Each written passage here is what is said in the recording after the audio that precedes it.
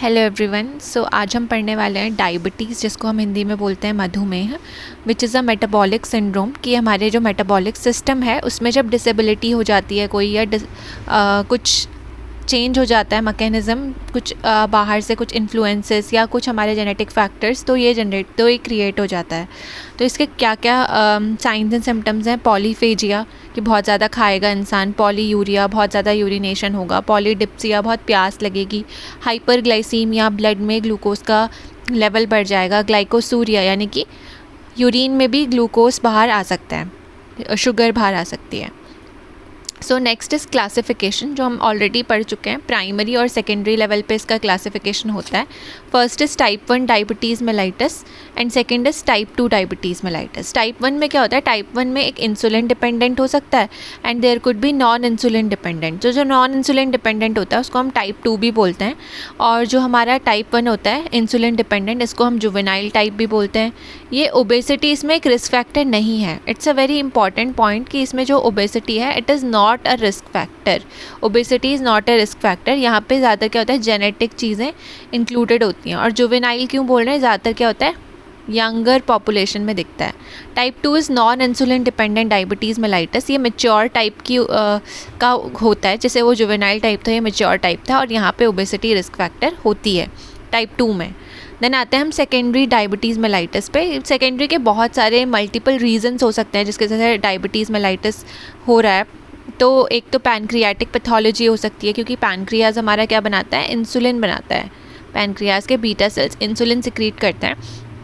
तो अगर congenital anomaly है, कुछ पैनक्रियाटिक डिसऑर्डर है, जैसे सिस्टिक फाइब्रोसिस अगर किसी को है, ये तो हर उससे रिलेटेड है कि ये पूरा एक मतलब सिस्टिक फाइब्रोसिस तो बहुत सारे ऑर्गन्स को अफेक्ट करता है, तो वैसे ही वो पैनक्रियाज को भी अफेक्ट करेगा। इन्फ्लामेटरी कोई डिसऑर्डर है जिससे पैनक्रियाटाइटिस हो रहा है, तो इस तरीके से पैनक्रियाटिक पैथोलॉजी अगर कोई है। Excessive production of insulin antagonist, की बहुत सारे इंसुलिन एंटागनिस्ट बन रहे हैं, जैसे कैटेकोलामीन्स भी क्या होते हैं, इंसुलिन एंटागनिस्ट होते हैं। ग्रोथ हार्मोन, एक्रोमेगेली में ग्रोथ हार्मोन बहुत ज़्यादा मतलब हो जाता है, या हम ये बोल सकते हैं कि ग्रोथ हार्मोन बढ़ने की वजह से एक्रोमेगेली होती है। ग्लूकागन, की कोई ऐसा ट्यूमर बन गया कि जो ग्लूकागन सिक्रीट कर रहा है बहुत ज़्यादा। ऐसे ही कुशिंग्स में भी बोलते हैं कि क्या होता है, डायबिटीज़ होने के चांसेस होते हैं, क्योंकि वो भी क्या होता है, एक इंसुलिन एंटागनिस्ट को सिक्रीट करवाता है। द मोस्ट इम्पॉर्टेंट थिंग कि डायबिटीज़ एक आइसबर्ग डिजीज़ है, कि हमें सिर्फ क्या दिख रहा है, हमें सिर्फ इस आइसबर्ग का टिप दिखाई दे रहा है, टिप ऑफ द आइसबर्ग हम देख पा रहे हैं, और बहुत सारी क्या है जो डिज़ीज़ है वो अंडर द सरफेस है। अगर हम इंडिया में प्रेवलेंस की बात करें तो रूरल एरियाज़ में 2.4% और अर्बन एरियाज़ में इसका डबल 4 to 11% की प्रेवलेंस है, यानी कि अर्बन में ज़्यादा प्रेवलेंस होती है डायबिटीज़ की, यानी कि अर्बन में ज़्यादा डायबिटीज़ देखने को मिलता है। नेक्स्ट आते हैं हम इसके एजेंट फैक्टर्स पे। तो हम इसको 3 पार्ट में डिवाइड करेंगे, एजेंट, होस्ट और एनवायरमेंटल फैक्टर्स। एजेंट में क्या है कि इसका कोई स्पेसिफिक एजेंट नहीं है, ये इंसुलिन डेफिशिएंसी या इंसुलिन जो टॉलरेंस है वो ज़्यादा बढ़ गई है, इस वजह से हो सकता है। ठीक है, तो जेस्टेशनल डायबिटीज़ भी एक फैक्टर हो सकता है। जेस्टेशनल डायबिटीज़ क्या होता है? Diabetes diagnosed first time during pregnancy. अगर किसी लेडी की प्रेगनेंसी के दौरान उसे पहली बार डायबिटीज़ के लक्षण या डायबिटीज़ के साइन सिम्टम्स आ रहे हैं, हमने डायबिटीज़ उसमें डायग्नोस करा पहली बार, तो उसको जेस्टेशनल डायबिटीज़ बोल सकते हैं। क्यों होता है gestational diabetes? It is due to the secretion of placental lactogen in excess, की एक्सेस में अगर प्लेसेंटल लैक्टोजन सिक्रीट हो रहा है जो कि इंसुलिन एंटागनिस्ट की तरह वर्क कर रहा है, इसकी वजह से डायबिटीज़ जेस्टेशनल पीरियड के दौरान हो सकती है प्रेग्नेंट लेडीज़ में। नाउ होस्ट फैक्टर्स, इसमें age, sex, genetic factors, obesity and pregnancy, ये 5 फैक्टर्स किस में आएंगे? होस्ट में आएंगे। होस्ट के 5 फैक्टर्स हो सकते हैं, age, sex, genetic factors, obesity, pregnancy. Age में क्या है कि टाइप 1 यंगर में ज़्यादा दिखता है, type 2 middle age and elderly में ज़्यादा दिखता है। सेक्स में कि टाइप 1 ज़्यादा मेन में कॉमन होता है और टाइप 2 ज़्यादा वुमेन में कॉमन होता है। बट इन पार्क, के पार्क में दिया हुआ है कि ये मेन में ज़्यादा कॉमन होता है ओवरऑल, पर इस पर इन्होंने क्या बोला कि कोई एक हम स्पेसिफिकली ऐसी बात नहीं कर सकते कि मेन में ही ज़्यादा होता है, बट यूजुअली मेन में ज़्यादा होता है, ऐसा उन्होंने बहुत वेग सा सेंटेंस लिखा है। नाउ जेनेटिक फैक्टर्स, इसमें आप मॉडी हमने पैथो में भी पढ़ा है, maturity onset diabetes of young, तो it's an autosomal dominant disease, तो ये जेनेटिक फैक्टर हो गया। बाकी type 1 HLA DR3 and HLA DR4 से भी लिंक्ड है। Obesity, central obesity is the major risk factor for diabetes mellitus. इतनी पेरिफेरल ओबेसिटी नहीं होती जितनी सेंट्रल ओबेसिटी होती है।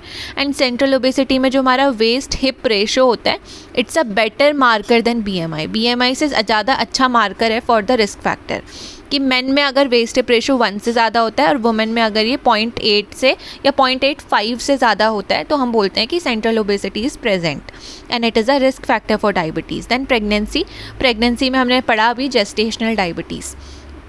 वन मोर थिंग कि प्रेगनेंसी में जब जेस्टेशनल डायबिटीज़ होता है, तो ऐसे मदर्स जिनको जेस्टेशनल डायबिटीज़ है, उनके जो बॉर्न इन्फेंट्स होते हैं वो क्या होते हैं, ज़्यादातर ओवरवेट होते हैं बाकी, और इनमें क्या होता है, ज़्यादा रिस्क होता है कि आगे जाके डायबिटीज़ इनमें ज़्यादा रिस्क होता है डायबिटीज़ का, ऐसी मदर से बॉर्न चाइल्ड में। नाउ एनवायरमेंटल फैक्टर्स में सेडेंट्री लाइफस्टाइल, जो हमने ऑलरेडी बहुत सारी चीज़ों में देखा है कि बहुत सारी चीज़ों के लिए नॉन कम्युनिकेबल डिजीज़ के केसेस में सेडेंट्री लाइफस्टाइल एक मेजर रिस्क फैक्टर होता है। Diet, high saturated fat intake क्या करता है, रिस्क को बढ़ा सकता है। बाकी हमें प्रूडेंट डाइट को फॉलो करना चाहिए। प्रूडेंट मतलब जिसमें हम ग्रीन लीफी वेजिटेबल्स का एक अच्छा खासा प्रपोर्शन रखें, फ्रूट्स का एक अच्छा खासा प्रपोर्शन रखें, और जो हमारे हाई ऑयल या फैट, ट्रांस फैट वाली डाइट्स हैं उनको हम कम कर दें, कार्ब्स को हम थोड़ा कम करें, प्रोटीन को बढ़ा दें। That is a prudent diet, तो वो फॉलो होनी चाहिए। फाइबर्स के लिए बोलते हैं कि minimum 20 gram of fibres daily consume करना चाहिए। मैल न्यूट्रिशन में क्या होता है, अगर किसी को अर्ली इन्फेंसी के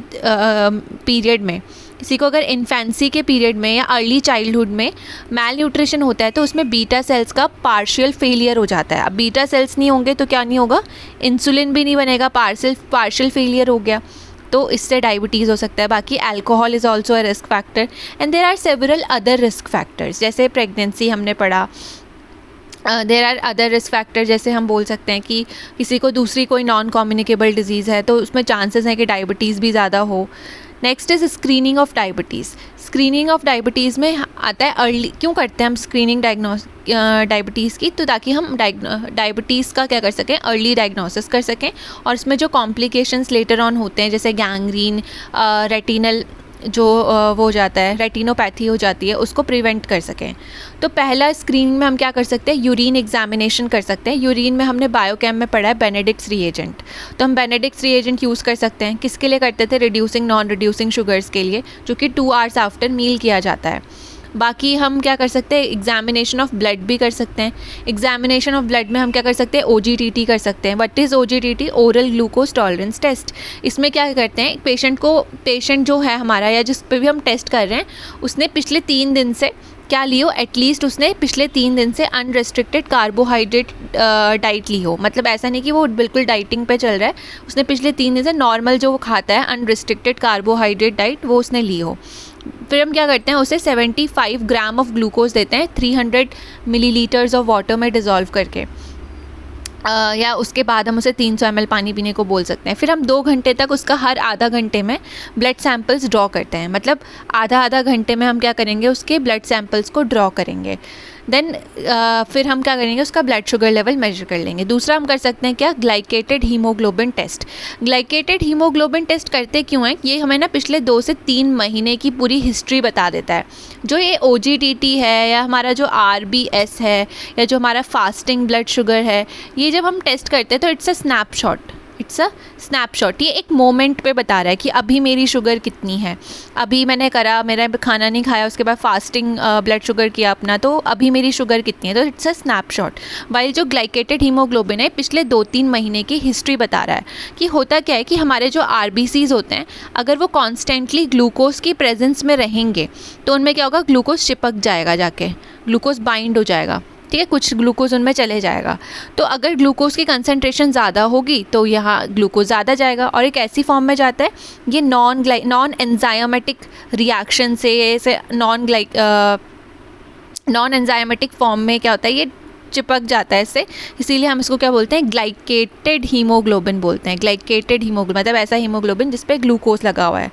तो क्या बोलते हैं कि अगर 6% से कम हुआ तो इट्स नॉर्मल, 6 to 7.5% हुआ तो it's a good control, 7.5 to 10% unsatisfactory, and 10% से अगर ज़्यादा होता है it's a very poor control on glucose.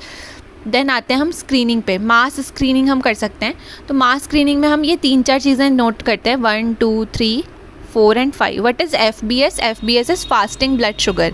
90 normal में 99 से कम होना चाहिए, फास्टिंग वाला, कि कुछ नहीं खाया हुआ, पिछले 8-10 घंटे से फास्टिंग करी हुई है, सुबह जाके ग्लूकोज टेस्ट करा लिया, तो 99 से कम होना चाहिए। प्री डायबिटिक में 100 से 125 के बीच में आता है और डायबिटिक में 126 से ज़्यादा आता है, 126 से ज़्यादा।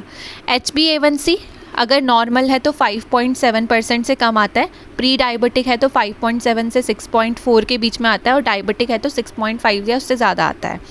OGTT 140 से कम आता है नॉर्मल में, प्री डायबिटिक में 141 to 199 mg/dl और डायबिटिक में 200 से ज़्यादा। तो OGTT post prandial blood sugar यानी कि खाना खाने के बाद जो करा है, खाना खाने के 1-2 घंटे बाद, और RBS रैंडम ब्लड शुगर, ये सब क्या आते हैं, 200 से ज़्यादा आते हैं। ये तीनों चीज़ें 200 से ज़्यादा आती है डायबिटिक में, और प्री डायबिटिक में 141 to 199 के बीच में आती हैं। और जो रैंडम आता है वो 70 से 140 के बीच में आ सकता है, 70 से 140 के बीच में। पर जो फास्टिंग वाला है वो 99 यानी कि 100 से कम ही आना चाहिए। नाउ प्रिवेंशन एंड केयर, कि डायबिटिक पर्सन का प्रिवेंशन कैसे करें, केयर कैसे करें। तो पहले तो हम प्रिवेंशन 3 लेवल पे कर सकते हैं, primary prevention, secondary prevention, tertiary prevention. तो प्राइमरी प्रिवेंशन के लिए हमारे पास 2 स्ट्रैटेजी हैं, population strategy and high risk strategy. Population strategy में हम क्या करते हैं, न्यूट्रिशनल हैबिट्स पे ध्यान देते हैं। हम लोगों को बोलते हैं कि वो मॉडरेट एक्सरसाइज करें, बॉडी वेट को मेंटेन करें, बेसिकली जो भी हमारे रिस्क फैक्टर्स हैं उनसे बचाव के लिए हम बोलते हैं। एजुकेशन प्रोवाइड कराते हैं। हाई रिस्क स्ट्रैटेजी जैसे ओबीज़ लोग हो गए, सेडेंट्री लाइफस्टाइल वाले लोग हो गए, जिनको पहले से कोई मॉर्बिडिटी है, जो बहुत ज़्यादा रिस्क पे हैं, जैसे प्रेग्नेंट लेडीज़ हैं, तो उनको हम क्या करते हैं, उनमें हम टेस्ट करेंगे, स्क्रीनिंग करेंगे और उनको वो प्रिवेंशन के लिए एजुकेशन देंगे। That is high risk strategy. Then secondary prevention, secondary prevention में हम करते हैं डायग्नोसिस, जो हमने क्राइटेरिया ऊपर लिखा था इसके बेसिस पे हम डायग्नोसिस बना सकते हैं और फिर हम उसका क्या कर सकते हैं, प्रॉम्प्ट ट्रीटमेंट। ट्रीटमेंट में कुछ भी रिक्वायर्ड हो सकता है। हम केवल, अगर किसी का प्री डायबिटिक फेज़ है, हम उसको बोल सकते हैं कि वो केवल अपनी डाइट पे ध्यान दे। डाइट के साथ हम बोल सकते हैं एक्सरसाइज भी कर ले। हम उसको अगर बहुत ज़्यादा है तो diet plus exercise plus medicine भी हम दे सकते हैं, तो प्रॉम्प्ट ट्रीटमेंट करेंगे। ना एक सेल्फ केयर वाली चीज़ भी आ जाती है सेकेंडरी प्रिवेंशन में। सेल्फ केयर, उसको पर्सनल हाइजीन के लिए बोलेंगे। Personal hygiene is very important in diabetes mellitus. Foot care करनी होती है, बिकॉज अगर न्यूरोपैथी हो गई तो कुछ फील नहीं होगा, तो गैंग्रीन डेवलप हो सकता है। बाकी हैबिट्स को कंट्रोल करने के लिए एक्सरसाइज की मॉडरेट तो कर लें भाई, एक्सरसाइज रोज़ 35 to 45 मिनट्स की। देन डाइट पे ध्यान दें, जो हमने डाइट की बातें ऊपर करी थी। देन आता है टर्शरी प्रिवेंशन। टर्शरी प्रिवेंशन में केवल 2 चीज़ें हैं। फर्स्ट इज़ डिसेबिलिटी लिमिटेशन, जो भी इसमें कॉम्प्लिकेशंस होते हैं उनको ट्रीट करना, उनसे कोई डिसेबिलिटी ना हो जाए। जैसे गैंग्रीन हो गया किसी को तो क्या करना पड़ेगा, फुट काटना पड़ेगा। किसी को रीनल डिजीज़ेस हो सकती हैं इससे, किसी को रेटिनोपैथी हो सकती है। तो बहुत सारे कॉम्प्लिकेशंस हैं, हमें इन डिसेबिलिटीज़ को, कॉम्प्लिकेशंस को लिमिट करना है। एंड रिहैबिलिटेशन, अगर किसी को कुछ हो गया है तो उसको क्या करेंगे, केयर प्रोवाइड करेंगे, तो दैट इज़ रिहैबिलिटेशन करेंगे। तो this is all about diabetes mellitus. I hope you have understood all the things and liked the video. Thank you.